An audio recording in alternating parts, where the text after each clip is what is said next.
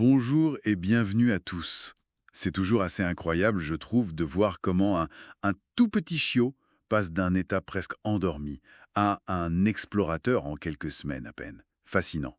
Et aujourd'hui, justement, on va se pencher sur une phase super intense, la période dite de transition euh, entre la deuxième et la quatrième semaine de vie du chiot.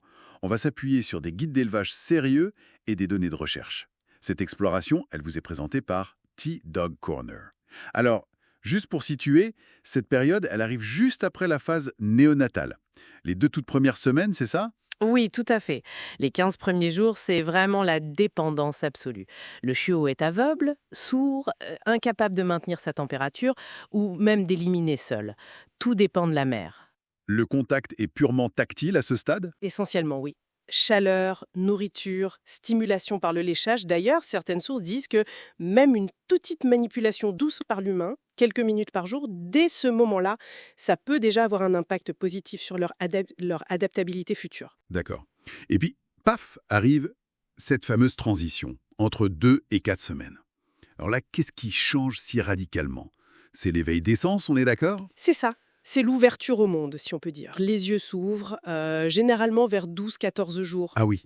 Et puis l'audition, ça vient un peu après, vers 20-21 jours. C'est là qu'on voit apparaître le réflexe de sursaut d'ailleurs. Donc c'est plus juste voir et entendre. C'est que le cerveau commence à traiter ces infos. Exactement, c'est ça le changement majeur. Ça déclenche tout le reste. Les premiers déplacements un peu plus coordonnés, les tentatives de la paix, une curiosité qui naît. L'environnement proche devient soudain intéressant. Et les premières dents aussi, apparemment.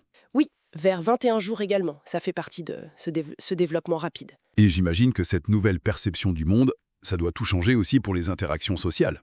Ah bah oui, forcément. Parce qu'ils voient et entendent, les interactions avec la mère et la fratrie prennent une autre dimension. Comment ça? Par exemple, la mère va commencer à être moins tolérante si un chiot mordit trop fort. C'est le tout début de l'apprentissage de l'inhibition de la morsure. C'est fondamental. Et entre eux, les chiots? Les jeux deviennent plus élaborés, ils apprennent les bases de la communication canine. Et c'est aussi à ce moment-là que les premiers contacts importants avec l'humain, l'éleveur en général, ont lieu. Une première forme d'habituation, quoi. C'est une période hyper dense en apprentissage précoce, en fait. Mais il y a un point sur lequel les sources insistent vraiment, vraiment beaucoup, pendant les 3 premières semaines surtout. Oui, et c'est pas pour rien, c'est absolument vital. Le chiot est incapable de réguler sa propre température corporelle. Ah oui, c'est vrai ça. Ils sont comme des petits reptiles au début, si tu veux. Leur température interne dépend complètement de la température extérieure. Donc le risque d'hypothermie, il est énorme. Et l'hypothermie, c'est grave. C'est très grave. Ça peut arriver très vite et ça entraîne tout un tas de problèmes larvaires, hypoglycémie, arrêt de la digestion, léthargie. Et ça peut être fatal, malheureusement. D'où l'importance critique de bien gérer l'environnement du nid, j'imagine. C'est pas négociable. C'est la base. Les recherches sont très claires là-dessus.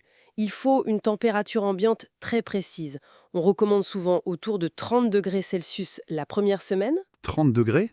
D'accord. puis on baisse un peu, 28 degrés Celsius la deuxième, et environ 25 degrés Celsius la troisième. Et l'humidité aussi, c'est important, aux alentours de 55-65% pour éviter qu'il se déshydrate. C'est la condition pour que tout le reste, le développement sensoriel, moteur, social, puisse se faire correctement. C'est technique, mais essentiel.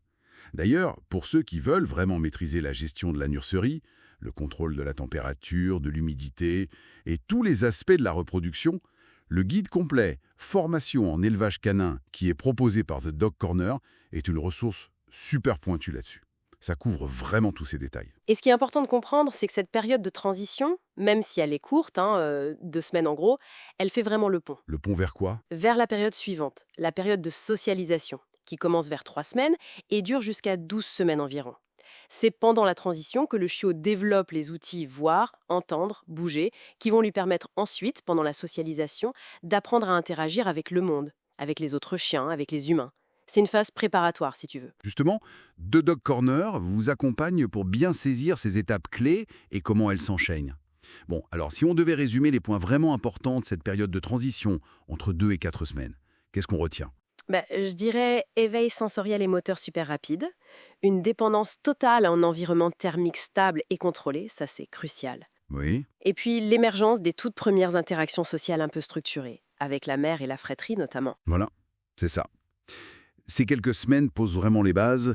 Elles équipent le chiot pour la suite, pour cette grande phase de socialisation, où il va apprendre à devenir un chien équilibré, en gros. C'est une étape charnière qui prépare vraiment le terrain. Tout à fait. Et pour être sûr de ne rien rater sur cette étape et les suivantes, je le redis, le guide formation en élevage canin de The Dog Corner est vraiment la référence pour aller plus loin. Et peut-être pour finir, une petite question qui fait réfléchir.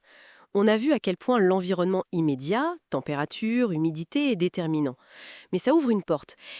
Est-ce que des variations, même très fines, pendant ces toutes premières semaines, je sais pas moi, un petit stress chez la mère, une température qui fluctue un tout petit peu, une façon de manipuler les chiots qui varie légèrement, est-ce que tout ça ne pourrait pas, de façon très subtile, influencer durablement le tempérament d'un chien, sa confiance, sa résilience pour toute sa vie?